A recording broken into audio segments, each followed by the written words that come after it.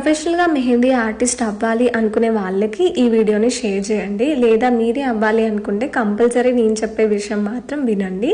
చాలా వరకు మనకు సెల్ఫ్ మెహందీ ఆర్టిస్టులు కూడా ఉంటారు. అంటే ఎలాంటి కోర్స్ నేర్చుకోకుండా వాళ్ళకు వాళ్ళే సెల్ఫ్గా నేర్చుకునే వాళ్ళు కూడా ఉంటారు.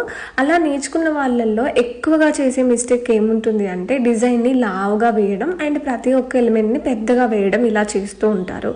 అది కంప్లీట్లీ రాంగ్.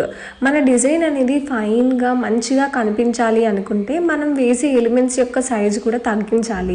దీనివల్ల ఇంట్రికేషన్ డీటెయిలింగ్ అనేది చాలా వరకు పెరుగుతుంది.